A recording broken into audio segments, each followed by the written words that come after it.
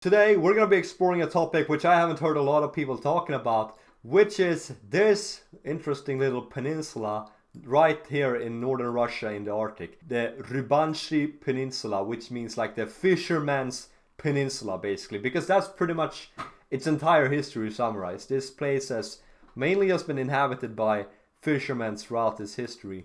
But what is interesting about this place is, as you can tell, it's very close to Norway. If we put on this map mode so we can see the borders right. What is interesting about this place is that it was inhabited by a group which pretty much doesn't exist anymore, called Kola Norwegians, which were Norwegian peoples who had settled up here in northern Russia in the Kola Peninsula during the mid 1800s. Tsar Alexander, he allowed essentially Norwegian settlers to for free just settle up in northern Russia, and they settled in two main fishing villages here on the west coast and east coast. And we're gonna look around a little bit just like on this island, see what life was like for these people. And I think these towns where the Kola Norwegians at one point inhabited are pretty much ghost towns at this point. I don't think anyone lives here. Let's check this out. And yeah, it seems like my suspicion is correct. It does not look like anyone lives here. I don't see any cars or anything, and these houses don't look in good shape at all.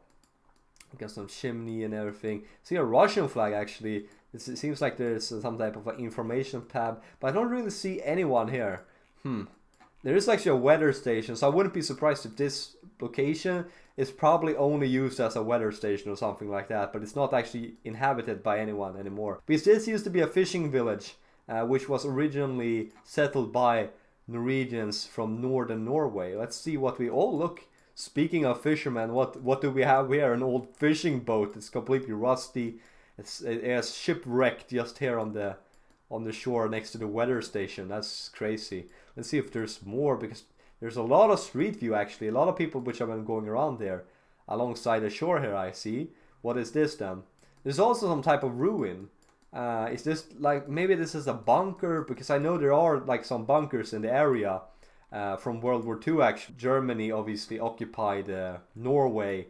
It opened up a new front against the Soviet Union up here in the north. And wow, they actually have some people which drove all the way here. This is actually kind of cool rock formation they have. Yeah, this is another rock formation. Looks pretty cool actually. Okay, but what is this? Stary Mayak. Mayak. Stary means old in Russian, so yeah, it's the name of the lighthouse, I suppose. I mean, lighthouses are important after all, if this was once a fishing village, I suppose. Oh man, that looks good. Is that what type of crab is that they're frying? That looks good. Is that a king crab actually? That might be a king crab.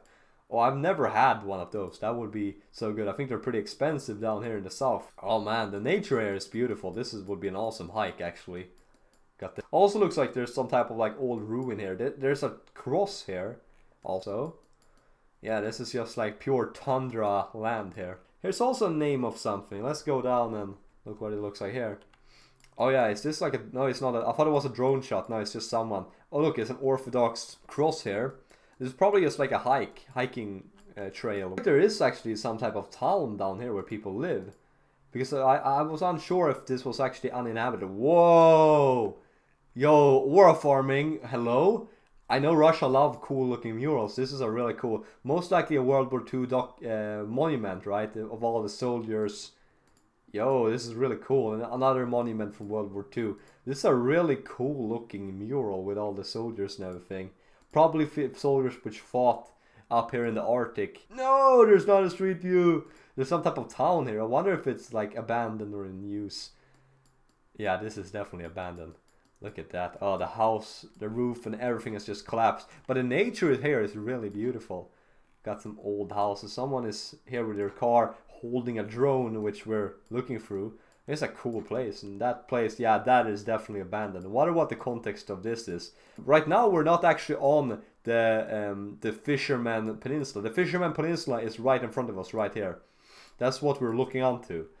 Okay, let's just return back to the peninsula. That's what the point of the video is. We're not gonna get distracted by all of this in the south. This is what we actually care about. Pna Volok. This is what I want to look at. Wonder if there's any pictures of this location. Nope.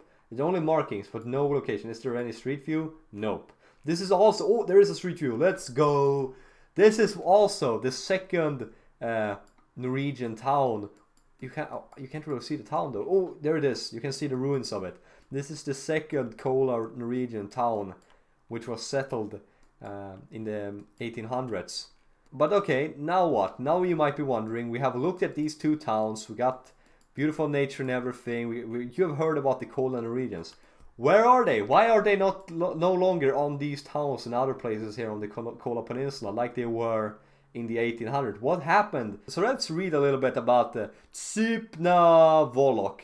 Surely this was not the original name when it was founded by the Norwegians. During the 1860s, Murmansk coast of the Kola Peninsula was actively being settled. In 1867, a fishing village was established near Cape blah blah blah, I cannot pronounce that, by Norwegian immigrants from Norway. In 1929, 114 ethnic Norwegians were registered in the area. Therefore, in 1930, an ethnic Norwegian rural council was established. But here's where it kind of gets dark, because you know, these 114 ethnic Norwegians, they were ethnically cleansed by the Soviet government in 1940. So the total population in 1895 of Kola Norwegians was only 220. So there was not a lot of people. I suppose not a lot of people wanted to settle up there, to be fair. And in 1910 only 150 to 200 people remained. So it all began in 1860 when the Russian Tsar Alexander, as I stated, allowed permission for these Norwegians to settle in the Kola. But a lot of them left during the Russian Revolution in 1917 because of obvious reasons. But many of them still stayed. Big mistake, because even though they had to serve the military during World War II, they were still deported by the Soviet government because they were foreign nationals and they didn't really trust them. So they were deported to Karelia against their will. But after the collapse of the Soviet Union, meaning basically today in 1992, some descendants of the original settlers began to basically come back and look around in the area and wanting to learn about their Norwegian heritage. Seems like if you're a descendant of Kola Norwegians, you're actually eligible to a Norwegian citizenship after just 1 year of living in Norway. That's pretty nice. And by 2014, approximately 200 Kola Norwegians had resettled in Norway. Seems like only 98 individuals in Russia claims to have Norwegian origin as of 2010, so not a lot of them are remaining. Basically, that is it. That is the story about the Fisherman's Peninsula and the Kola Norwegians which lived here. Enjoyed this video and want to see another one like this? Check out the channel, we have tons more coming.